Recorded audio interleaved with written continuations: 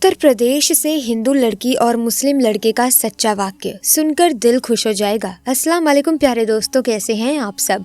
दोस्तों, आज हम आपको एक ऐसी हिंदू लड़की का वाक्य सुनाएंगे जो टोपी और दाढ़ी वाले लोगों से सख्त नफरत किया करती थी, लेकिन एक दिन वो एक मुसलमान के ऑटो में बैठ गई। उस मुसलमान दाढ़ी वाले ने उस लड़की के साथ क्या किया, आइए आपको बताते हैं।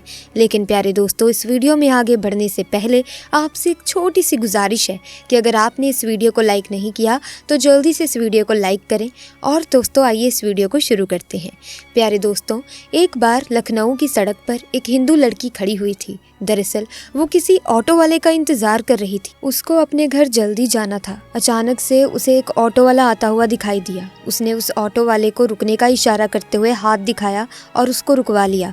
ऑटो वाले ने कहा, जी मैडम, कहाँ जाना है। लड़की ने देखा कि ऑटो वाला तो एक मुसलमान है, उसके सर पर टोपी भी है, चेहरे पर दाढ़ी भी है। उसने ऑटो वाले को एक मौलवी समझकर अपने दिल ही दिल में कहा कि इसे कैसे कह दूं कि आप यहाँ से चले जाइए, मुझे कहीं नहीं जाना। मगर उस लड़की का ऑफिस एक सुनसान जगह पर होने की वजह से टैक्सी वाले, ऑटो वाले उधर से कभी कभी गुजरते थे। ऊपर से गर्मी भी बहुत ज़्यादा तेज़ थी। उस लड़की के पास कोई रास्ता भी नहीं था, इसीलिए मजबूरन उसको इस मुसलमान ड्राइवर के ऑटो में बैठना पड़ रहा था। लड़की ने कहा, मुझे सिविल लाइन जाना है। ऑटो वाले ने कहा, आप बताइए, मैं छोड़ आऊँगा। लड़की ने पूछा, कितने पैसे लेंगे आप। ऑटो वाले ने कहा, 200 रुपये लूँगा। लड़की के दिल में ख्याल आया, इससे पहले तो वो 300 रुपये देकर गई थी। फिर वो सोचने लगी कि सब जो कहते हैं कि मौलवी लालची होते हैं, बहुत बुरे होते हैं, हवस के मारे होते हैं, ये दाढ़ी और टोपी वाले भरोसे के काबिल तो होते ही नहीं। ये सोचकर ये ऑटो वाले से बहुत ही ज़्यादा डर रही थी, लेकिन तेज धूप और गर्मी उसे ज़्यादा सोचने नहीं दे रही थी। इतने में ऑटो ड्राइवर बोला, मैडम चलो बैठो, 180 दे देना। लड़की बोली, जी ठीक है, सामने मेरा सामान रखा हुआ है जो बहुत भारी है, अकेले मुझसे उठाया नहीं जा रहा, हो सके तो आप थोड़ी सी मदद कर देना। ऑटो वाला बोला, कोई बात नहीं, आप बैठ जाइए, मैं सामान रख देता हूँ। उसके बाद उस ऑटो ड्राइवर ने लड़की का सामान रख दिया और चल पड़ा। थोड़ी देर के बाद ऑटो ड्राइवर ने कहा, मैडम, दरअसल मैं एक बयान सुन रहा था, वो बीच में ही रह गया। अगर आपकी इजाज़त हो तो क्या मैं सुन सकता हूँ? अगर आपको बुरा न लगे तो क्या मैं अपनी ऑडियो टेप चालू कर सकता हूँ? इसके बाद लड़की ने कहा, मुझे कोई परेशानी नहीं है, आप सुन सकते हो। उसके बाद ऑटो ड्राइवर ने अपना म्यूज़िक सिस्टम ऑन कर दिया। एक मौलवी साहब बयान फरमा रहे थे। बयान था बुर्का पहनने के बारे में। ना चाहते हुए भी वो बयान उस लड़की को सुनना पड़ रहा था। गैर मुसलमानों और नास्तिक में रह रहकर उस लड़की के दिल में मुसलमानों के लिए सिर्फ और सिर्फ नफरत ही भरी हुई थी।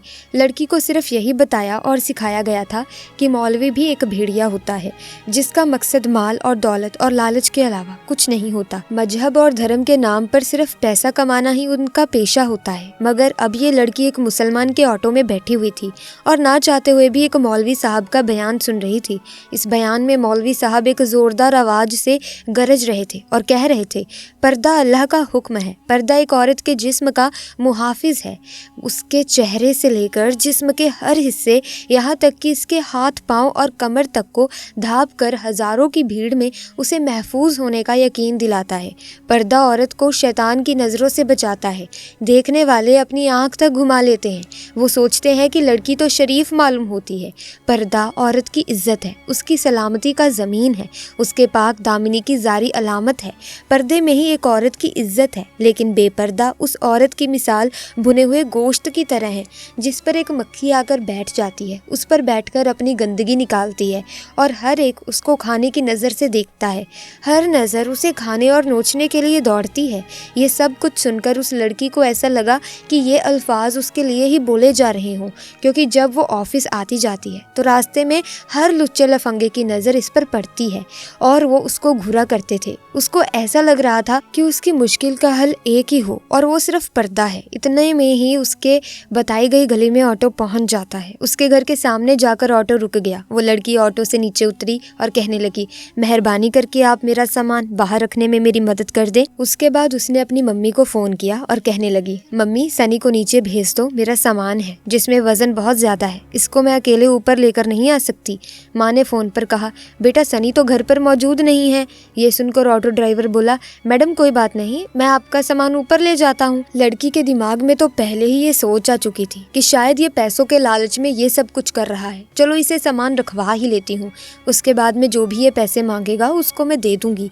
ये सोचकर वो लड़की बोली, ठीक है आप ही रख दीजिए। उसके बाद ऑटो वाले ने उस लड़की का सामान उठाया और फर्स्ट फ्लोर पर ले जाकर उस लड़की से कहने लगे कि ये लो मैडम, आपका सामान मैंने आपके फ्लैट के सामने रख दिया। उसके बाद में उस लड़की ने 300 रुपये निकाले और ऑटो वाले को देने लगी। ऑटो ड्राइवर ने कहा, 300 रुपये किस बात के मैडम? ये सुनकर वो लड़की कहने लगी, दरअसल कुछ दिन पहले मैं यहाँ तक ऑटो में आई थी, उस ड्राइवर ने मुझसे 300 रुपये ही लिए थे और आपने तो मेरा सामान भी उठाया है, और अगर इसके पैसे आपको अलग से चाहिए तो मैं आपको अलग से दे देती हूँ। ये सुनकर ड्राइवर ने कहा, मैडम आप अपने पैसे अपने पास ही रखें, जितने पैसों में हमारी बात हुई थी इससे ज़्यादा मैं आपसे पैसे नहीं ले सकता।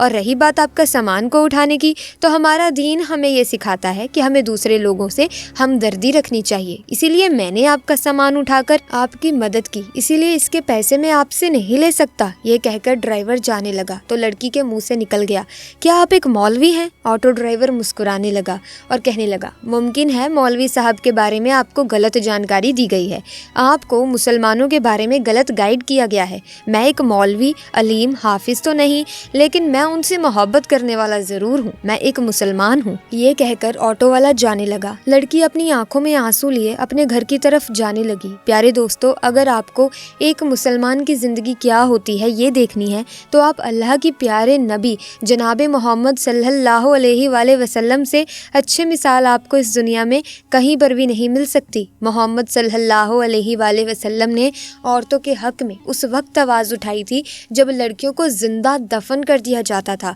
इसीलिए दोस्तों याद रखें कि अगर कोई इंसान गलत काम करता है तो यकीनन वो इंसान गलत हो सकता है, उसका मजहब नहीं। आज के दौर में लोग बहुत ज़्यादा मगन हो गए हैं, जिनको खुद इस्लाम के बारे में मालूम नहीं, वो अपने बच्चों को क्या बताएंगे।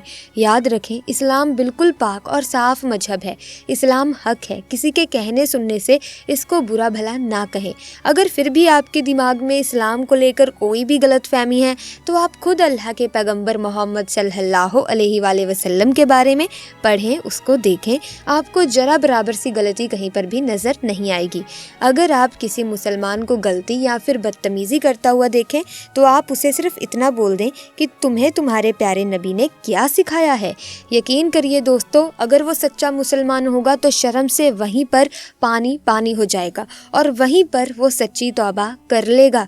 प्यारे दोस्तों, अल्लाह तबारक व तआला से यही दुआ है कि अल्लाह पाक हम सबको रसूल करीम सल्लल्लाहु अलैहि वसल्लम के बताए हुए तरीक़ों के मुताबिक ज़िंदगी जीने की तौफीक अता फरमाए। तो दोस्तों, धर्म चाहे कोई भी हो, मजहब चाहे कोई भी हो, उन सब के अपने अपने नियम कायदे कानून होते हैं, तो इसीलिए किसी भी धर्म को बुरा भला ना कहें। आप जिस मजहब के भी हैं, जिस धर्म के भी हैं, उसके बनकर रहें और सच्ची मोहब्बत करें। सो प्रिय दर्शकों, आप किसी और मजहब से भी नफरत ना करें, क्योंकि दोस्तों किसी का भी रब, किसी का भी मजहब, किसी का भी भगवान, किसी का भी अल्लाह ये नहीं सिखाता कि आप गैर मजहब से उसके साथ बदसलूकी करें, उसके साथ गुनाह करें, अपराध करें, धोखाधड़ी करें, उसे झूठ बोलें और उससे दूरी बनाएं। दोस्तों ऐसा कुछ नहीं होता, कोई भी हमें नहीं सिखाता, बल्कि ये जो हमारा समाज है यही हमें ये बातें सिखाता है। आपने देखा कि इस लड़की के दिमाग में मुस्लिमों के लिए, मौलवी साहब के लिए गलत गाइड किया गया था, जिसकी वजह से वो सारे रास्ते बस यही सोचती आई कि ये जो मौलवी इसकी या ये जो इंसान इसकी मदद कर रहा है ये सिर्फ अपने फ़ायदे के लिए कर रहा है। गलत बातों की वजह से उसने गलत ही सोचा। लेकिन जब उस मुसलमान शख्स ने बताया कि आपको गलत गाइड किया गया है मुसलमानों के बारे में, तो उस लड़की को समझ आया कि सब इंसान एक जैसे नहीं होते, बल्कि ये तो हमारे दिमाग की, ये हमारे समाज की सोच है जो हमें इस कदर सोचने पर मजबूर कर देती है। तो ऐसे में प्रिय दर्शकों, क्या कहना है आपका इसके बारे में? कमेंट्स में अपने विचार ज़रूर बताना। और अगर आप भी सच्चे आशिक रसूल हैं तो कमेंट सेक्शन में अल्लाहु अकबर ज़रूर लिखना और इस वीडियो को लाइक और शेयर करना मत भूलना। और अगर अभी तक आपने चैनल को सब्सक्राइब नहीं किया है तो जल्दी से चैनल को सब्सक्राइब करें, बेल आइकन को प्रेस कीजिए ताकि नए वीडियोस की अपडेट आपको मिलती रहे। खुदा हाफिज़।